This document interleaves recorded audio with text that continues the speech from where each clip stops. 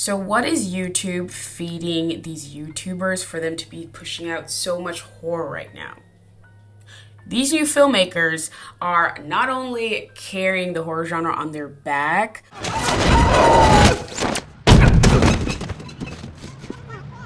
My back! Oh, my back!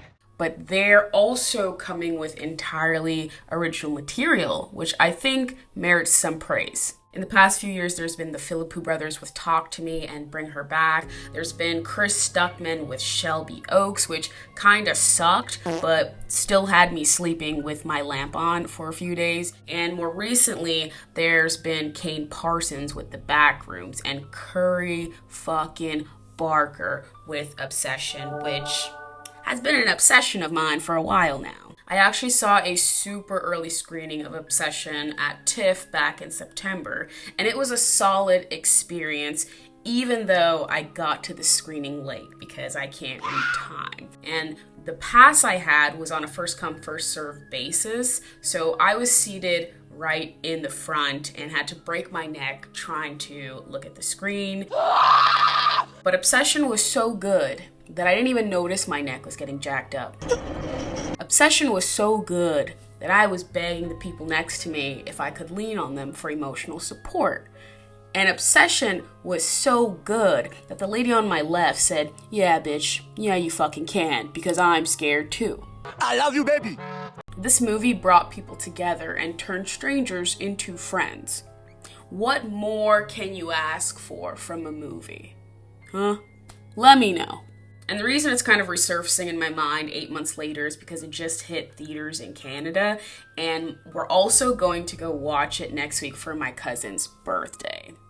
Yeah. Happy birthday, Rebecca. So I thought, why not revisit it before then so I can have it fresh in my mind and adequately spoil everything for these motherfuckers. I'm going to be reacting ahead of time to let them know something's coming. You better clutch your pearls, bitch. And on that note, let's talk about Obsession. Fucking finally. God damn it. The plot is super basic, which makes it all the more interesting, because as soon as the Make-A-Wish premise is revealed, you think you know exactly how the movie's gonna unfold, and therein lies the deception, because it's not even remotely what you'd think it's gonna be, which is fun and refreshing and works especially well in horror, because unfortunately, horror is a very predictable genre. Obsession plays around with tropes and your expectations of these tropes very well. The plot follows a guy named Bear who makes a wish on this supernatural object called a one-wish willow, which is similar to a monkey's paw. And to his surprise, Bear's wish comes true, but in the most corrupted way possible. And the entire sentiment of the film is be careful what you wish for, because things gained that are not properly earned are gonna have dire consequences. It's a basic cautionary tale, with the point being, don't be a cheater. And it resonated deeply with me as a retired professional exam cheater. Okay, not an adulterer, but like an institutional cheater, you know? And rest assured, I've not cheated in a long time, and I'm never cheating again, because God forbid I end up like Bear. God forbid. I love you! I love you! I love you! And what Bear wishes upon the willow stick is for his best friend Nikki to love him back in a romantic way. And yes, it's a very tropey setup, but it works because Bear is written as equal parts sweet and pathetic, and this dichotomy with Bear is played with really well. It's the tension between these two traits that makes him a compelling character. You love me more than anyone in the world? Because on one hand, you're thinking, damn, bro, why couldn't Nikki just like him back? He's nice and funny and attractive enough, right?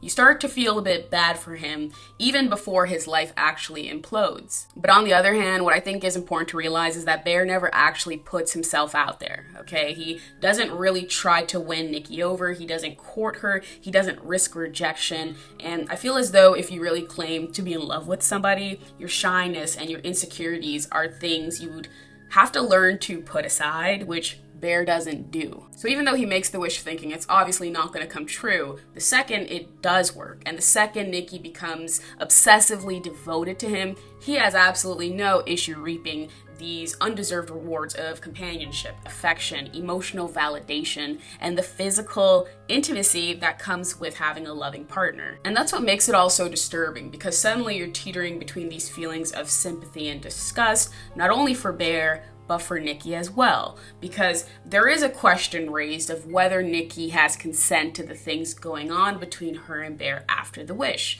And the answer is no.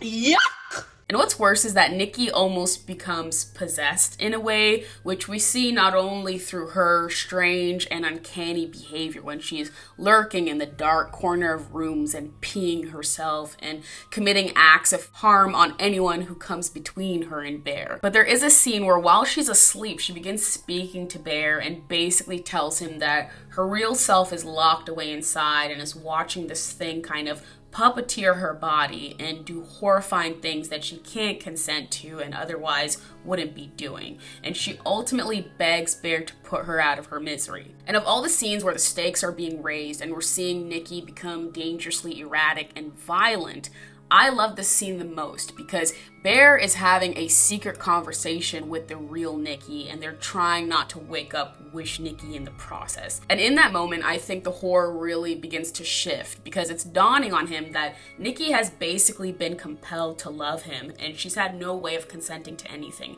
And on top of that, he's basically been in a relationship with something wearing Nikki's face, which is absolutely stomach-turning. It's very much so what I imagine laying in bed next to a skinwalker would be like. And apart from the visual components of horror and the very successful setups and jump scares, this scene works especially well on a psychological level for Bear because he's ultimately a good but flawed person, right? So the weight of what he's done is settling in, even if it was accidental, and it becomes its own form of punishment in a way. And because it's supernatural, the laws of reason and fairness don't quite work. And this is emphasized in a really hilarious scene where Bear calls customer support for the One Wish Willow, and they tell him in order to kind of sever the wish, Nikki either has to die or he has to commit suicide. The dying aspect of it isn't at all funny. It's more so, why is there a customer support number for this thing?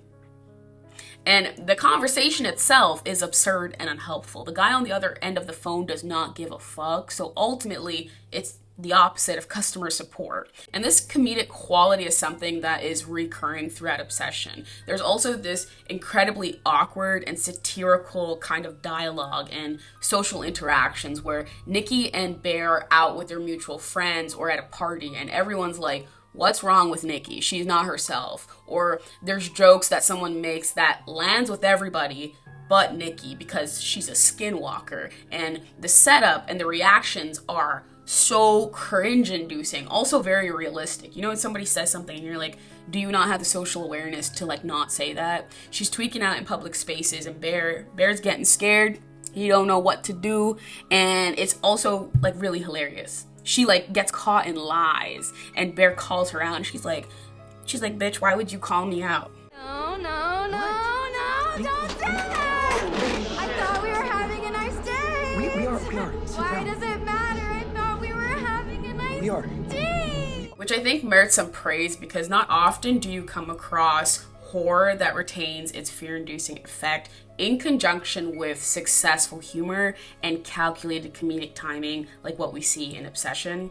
And actually, in learning more about Obsession and just kind of wanting to know more about why and how the humor resonated so well and was so tasteful, I learned that Curry Barker has a sketch comedy background, and that made all the sense in the world to me. Why'd you do that? I can't afford to pay for the meal, That's what you ordered. but I can't pay. You can't put a negative tip. I just did. But you can't put a negative tip. I just did. You can't. Nobody stopped me. He's a funny fucking guy, and what a gift to the world that he's as funny as he is scary, because you've got to have some dark things going on in your mind to pump out something as disturbing as Obsession, especially with how it ends. Because long story short, we see Nikki coming down Bear's neck. She's like, why don't you love me like how I love you? And Bear decides to overdose on medication and he successfully ends his own life, which puts the wish to an end. But as Wish Nikki's crying with Bear's fresh corpse in her lap, unable to bear the pain of losing him, she brings a gun to her mouth, and just as she's about to pull the trigger, that's when the wish ends. So the real Nikki, who's been inside her own body this entire time, basically wakes up holding a gun to her own mouth with Bear laying in her lap. Which is kind of an insane ending because, yeah, Nikki's free now, but like, what is she gonna do with that trauma? And why is she the only one who now has to carry the weight of everything that's unfolded? That is a morbid ending to a film like this because there's no winners. Everybody's a loser. Even the people who shouldn't be losers are losers. Bear suffered and Nikki suffered even worse for whatever reason, which adds on to the pre-existing absurdity and the horror of the entire film. So yeah, bold statement, but Obsession is one of the best horror films I've seen in years, and I have a precarious relationship with horror because I like to be scared, and I'm also easily scared, but I understand that those conditions don't always make a horror movie good. And I've seen plenty of shitty horror movies that make no sense at all and still spooked me. There's no logic to it, it just scares me. But there isn't a single quality about Obsession that isn't amazing. The acting, the writing, the blocking, the tension, the sound design, the message being delivered, it checks all the boxes. And on top of the fact that Obsession is great, guess who the fuck's directing the next Texas Chainsaw Massacre remake? Hell yeah! Hey, come on, baby! Come on! Yes! Come on! Curry Barker could not think of a better person to do the job. And I usually hate horror remakes because they almost always suck. Let me know some that don't suck because I've only seen ones that suck. But I am stoked.